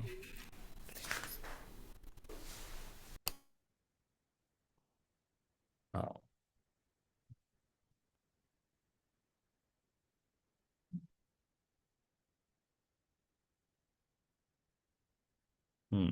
So, Vasudeve Bhagavati Bhakti Yoga Prayojitaha. When one performs bhakti unto Vasudeva, what happens? Janayati Ashu. Immediately something is taken place. What is that? Vairagyam, Jnanam, Chayad Ahetukam. Jnana and Vairagya are aroused Ahetukam without any cause.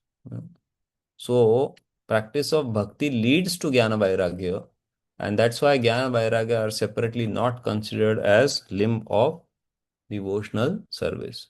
Okay. Then Rupa Goswami talks about Yukta Vairagya and Phalgu Vairagya. Yukta Vairagya, what it means?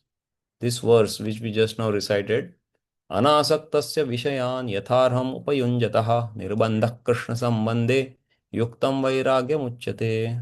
Please read.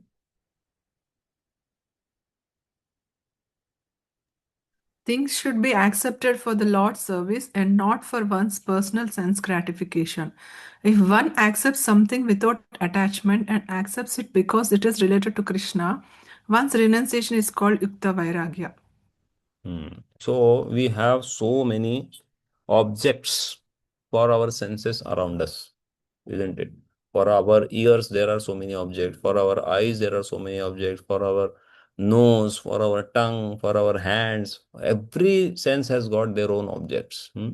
So what is the first word used? Anasaktasya Vishayan. Vishaya means the objects. They are there, unlimited objects. But Anasaktasya, one is not attached to them. And he understands Nirbandha Krishna Sambandhe. So if Yatharam Upayunjata, if one accepts the objects of senses without being attached to them, understanding that they are in relation with Krishna, such Vairagya is called Yukta Vairagya.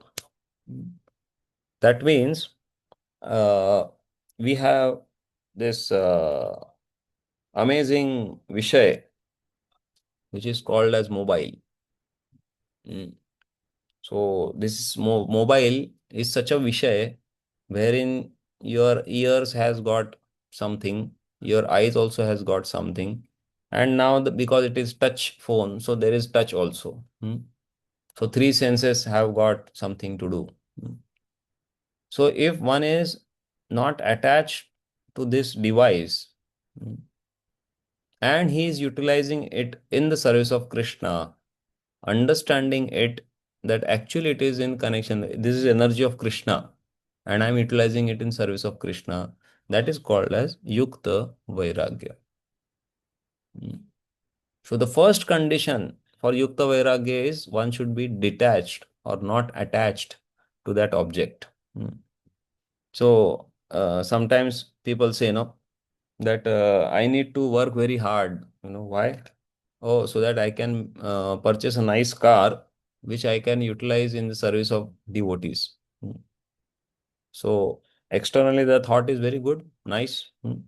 But internally only Krishna knows what is the real motive. Sometimes the motive is that I want a nice car. And I will sometimes give it in service of Krishna or devotees. So that means one is not detached from that object. And second thing is here, Rupa Goswami never said that one has to go and acquire the object. He is talking about whatever you are having that object, you should be not attached to that.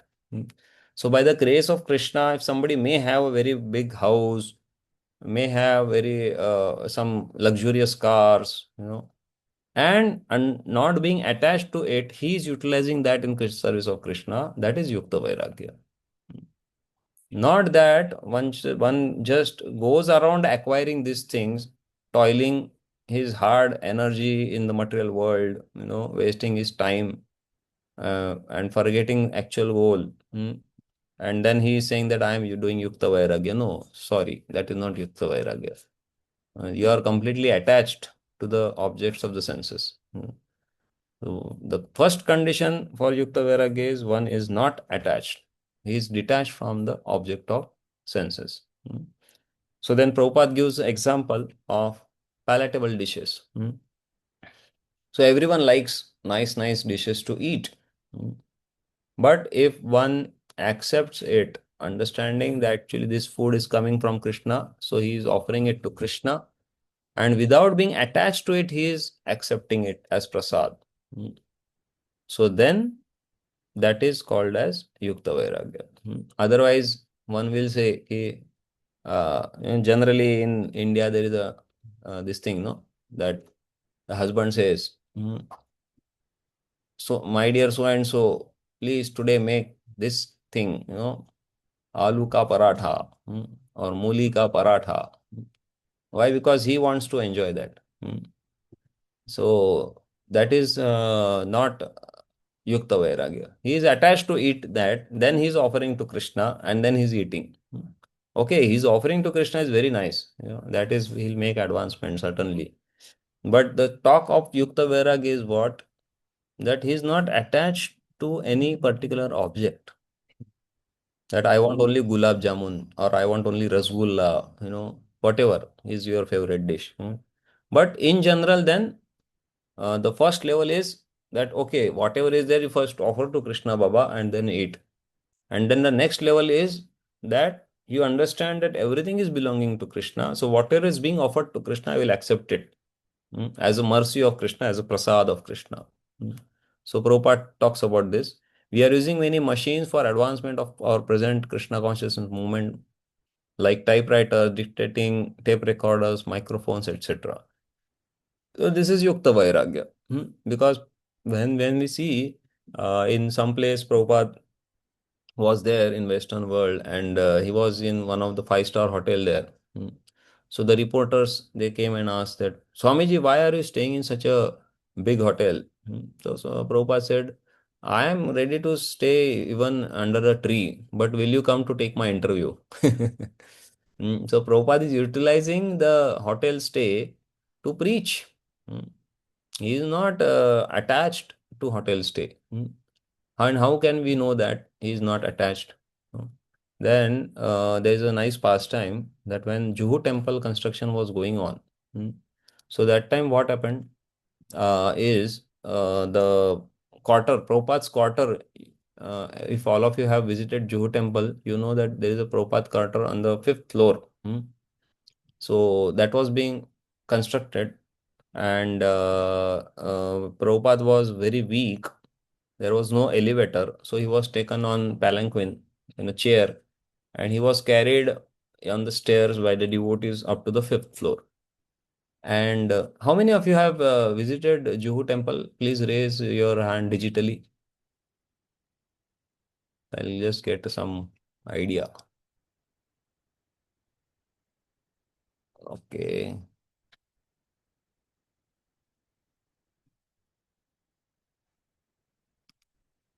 So yeah, 3 devotees. Okay, doesn't matter, but then others will understand it. You can just by hearing you can understand it.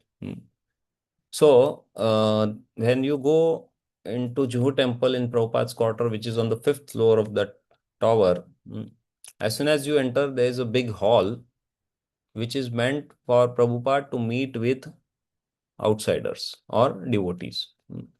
Then on the left side, there is a room for Prabhupada to take rest. And on the right side, there is a room wherein Prabhupada can sit and read. And in the front, there is a room wherein bhoga is cooked and offered to the deities and then given to Srila Prabhupada. So like that. It is a very spacious and very wonderfully designed and crafted, so beautiful with such wonderful architecture, that one really is awestruck because it is constructed so long back and it's so beautiful.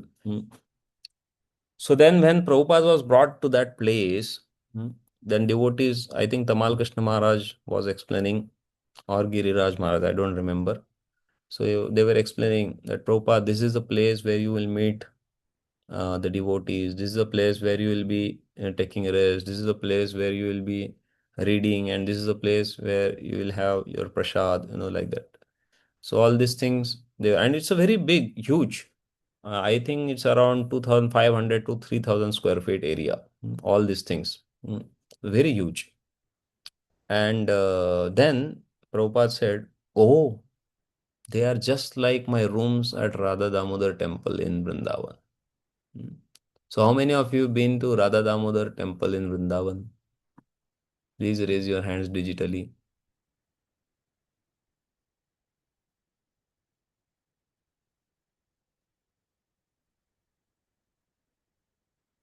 Yeah, so many of you have been there. So now you all know that how those rooms are. They're so small, isn't it? Practically, hardly they are less than 500 square feet.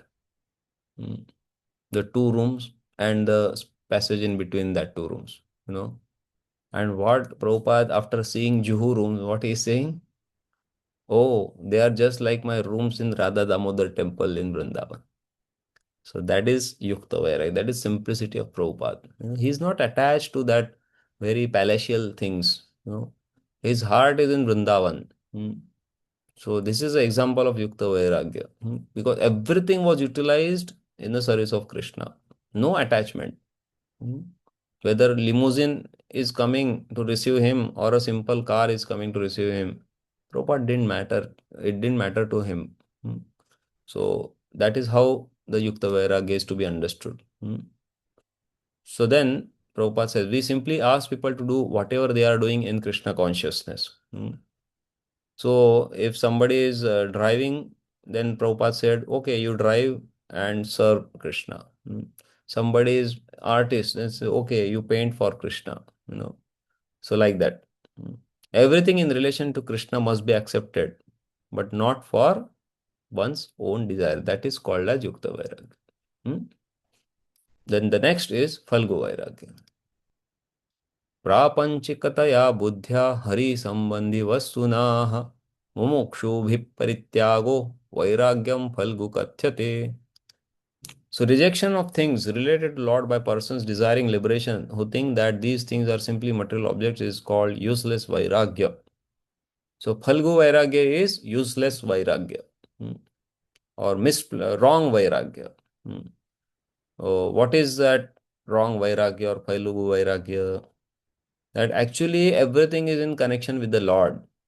But not knowing that connection, one simply gives it up thinking it is to be material. Then such vairagya is called Phalgu vairagya. So, money. So, people feel that, oh, this money is entangling. So, I will not touch money. So, during Prabhupada time, there was once a poster in the newspaper wherein one yogi, he was, both his hands he was doing like this, and uh, he was shunning away. I think there was 1 rupee coin just below his cushion, and because of that 1 rupee coin, he was shunning it away, and he was, elevated in the air a little bit, because he didn't wanted the touch of the money. And it was advertised like anything. Just see how great this yogi is. He doesn't want even the touch of the money. So seeing this, Prabhupada said, you open up our hundi and put all the dollars and cents in front of me, and I will embrace all that money. And you take my photo and put it in newspaper and said that here is Bhaktivedanta Swami who is ready to engage all the money of this world in the service of Krishna. So that is called as Yukta Vairagya. And the yogi was depicting Phalgu Vairagya. He is thinking, oh, this money is entangling, so no, I don't want to touch money. So that kind of Vairagya is actually Phalgu Vairagya.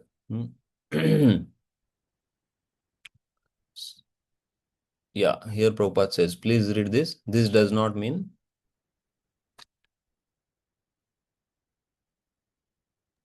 This does not mean, however, that we should give up the principles of discharging devotional service or neglect abiding by the rules and regulations prescribed therein.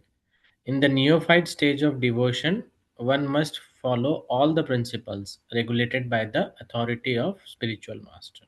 Yeah, so in the name of, means Prabhupada is saying that our Vairagya should not be so that we reject the rules and regulations of devotional service only. Uh, that kind of Vairagya has got no value or no meaning. So we need to follow all the rules and regulations very strictly, as given by the spiritual master. Yeah.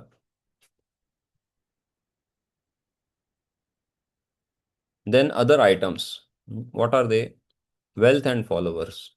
Bhakti is not dependent on it because the excellence of bhakti is destroyed. It slackens the bhakti. So, yeah. So what it means that sometimes people feel that I am giving monthly donation, Nitya Seva.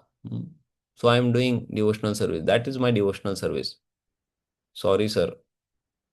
It's not your devotional service. You may gain some sukruti out of it, bhakti my sukruti, but that giving donation is not the limb of devotional service. So you need to perform some activity of devotional service to actually qualify to be a devotee. So how much donation you give, that does not define how much bhakti you have. There is no connection of that. Or then the second one is about followers. So it's not that gaining too much followers means you are a great devotee. Or if somebody feels that I have so many followers, they are also practicing devotional service. So even if I don't do that, doesn't matter because they are anyways doing and I have brought them. Sorry, sir, it will not work. You have to do on your own. You cannot say that somebody else will do on my behalf. You cannot hire somebody to chant Hare Krishna. You have to chant your own rounds. So, therefore, Prabhupada mentions here, please read this. If a spiritual master. If a spiritual master is not properly authorized and only on his own initiative becomes a spiritual master, he may be carried away by an accumulation of wealth and large numbers of disciples. Nectar of Devotion, page 116. Yeah. So then the other items, that is yama or rules of conduct. So Bhagavatam mentions these various qualities: non-violence, truthfulness, not stealing, coveting, detachment, humility, freedom from possessiveness, trust in principles of religion, celibacy, silence, steadiness, forgiveness, and fearlessness. The 12 primary disciplinary principles. But within a devotee, they appear automatically. यस्यास्ति भक्तिर्भगवत्या किंचन सर्वैर्गुणैस्तत्र समासते सुराः हरावभक्तस्य कुतो महद्गुणा मनोरथेन सति धावतो बहिः यस्यास्ति भक्तिर्भगवति अकिंचन. One who performs akinchana bhakti, sarvair gunaiस्तत्र samasate suraha, all the divine qualities of demigods enter within him. Harava bhaktasya kuto mahadguna. But if somebody is not a devotee of the Hari, and he may exhibit some good qualities, what is the use of that? Because such a person is simply going to wander in this world, sitting on the chariot of his mind. Manorathena asati dhavato bahi. He is simply going to chase after the asat things of this material world. So, if a non devotee, if he is exhibiting some good qualities, they are of no value. Like we see so many people, especially in this IT culture, they have this of being very nice looking. The area of work is so clean externally. Uh, there is even just a small paper drops, then there is a person who comes and cleans it up.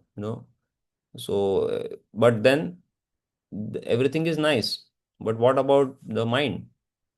Mind is sitting on the chariot, and he is taking everywhere into the uh, non-permanent things, asat. He is running after non-permanent things. So what is the use of such kind of cleanliness?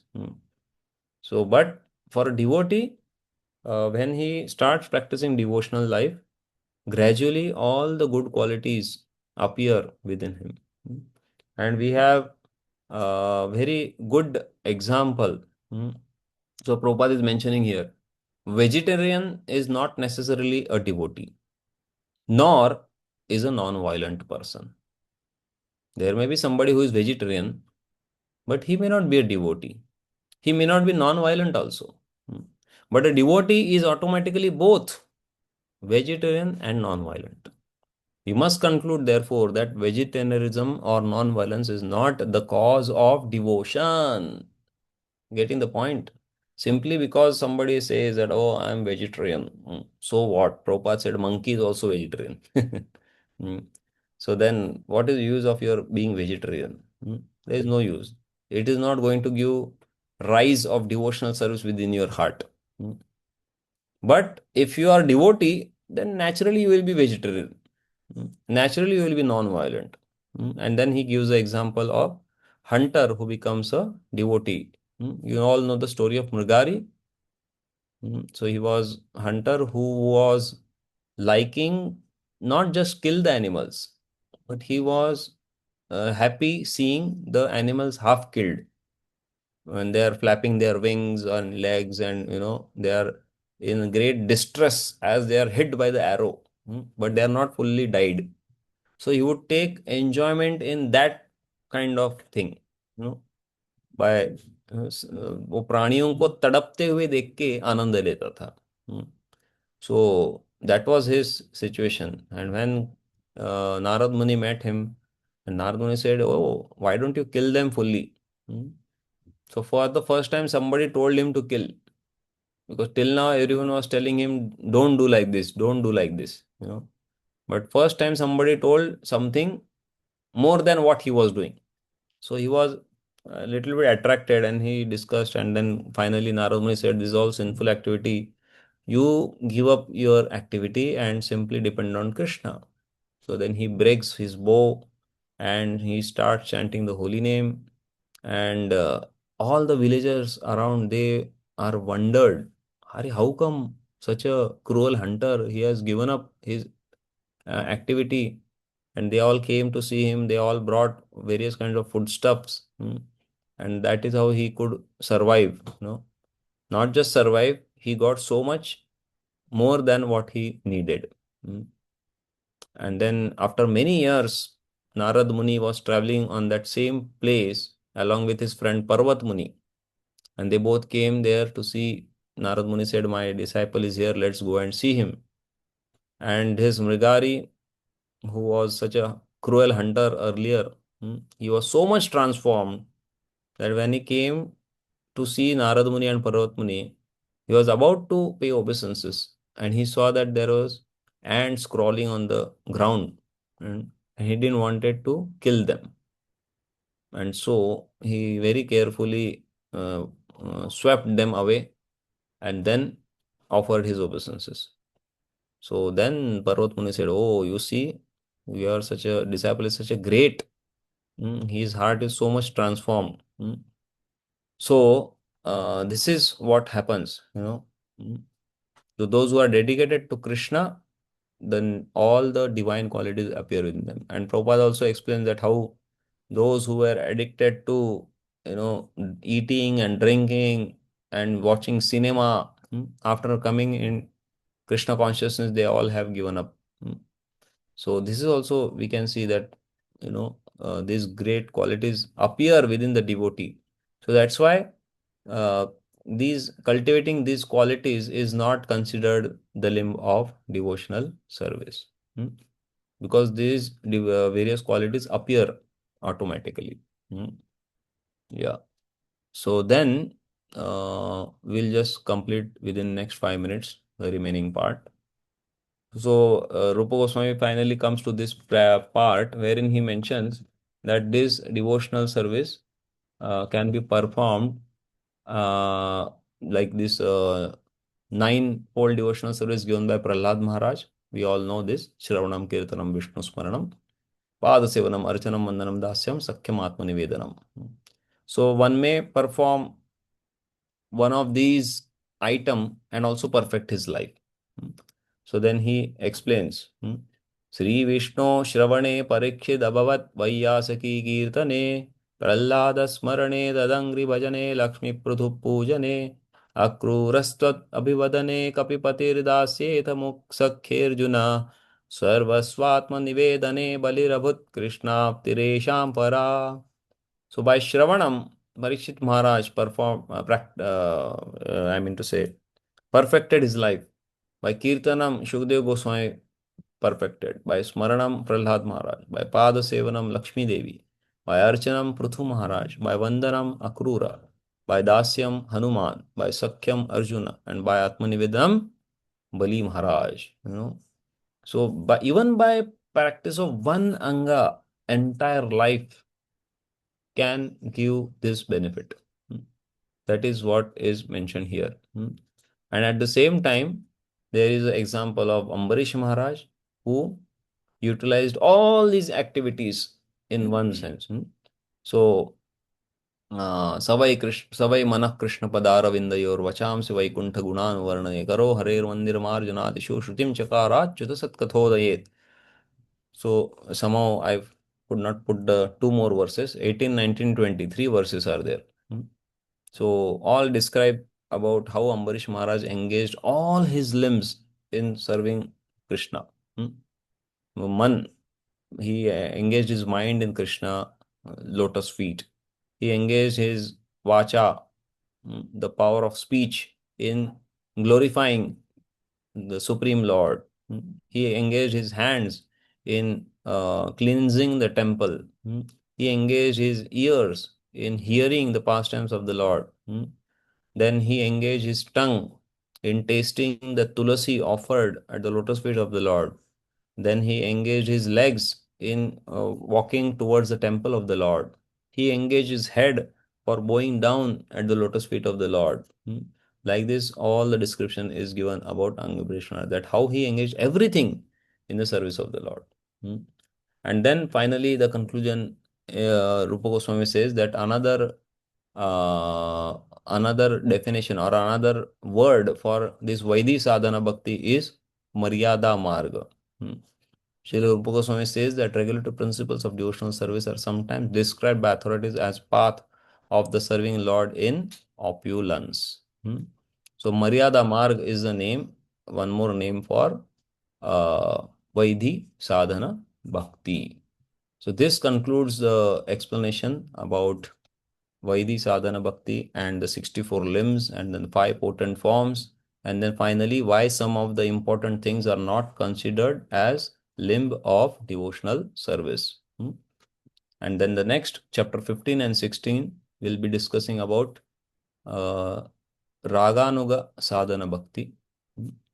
And then chapter 17 and 18 will be talking about Bhava Bhakti and chapter 19 about Prema Bhakti. Okay. Any questions?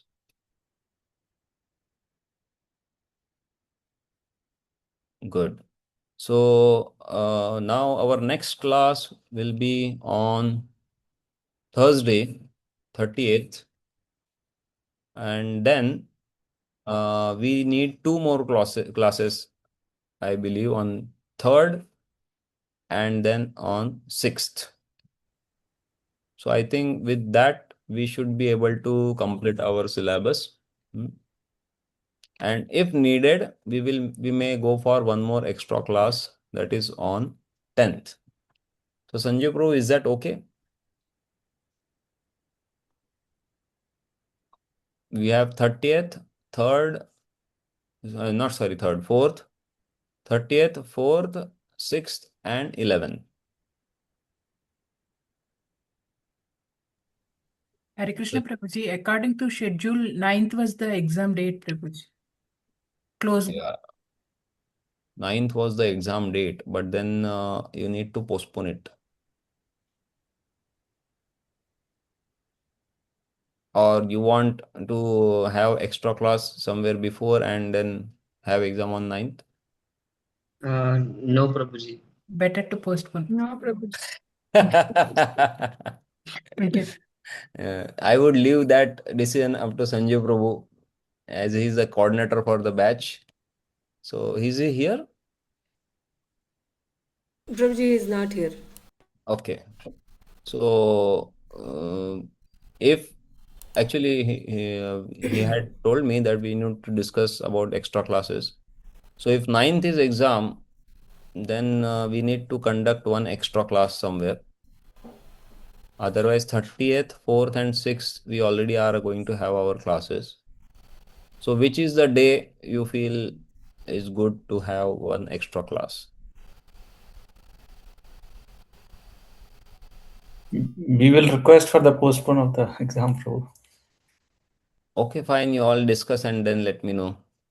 Yes. Thank you. Hare Krishna. Hare Krishna.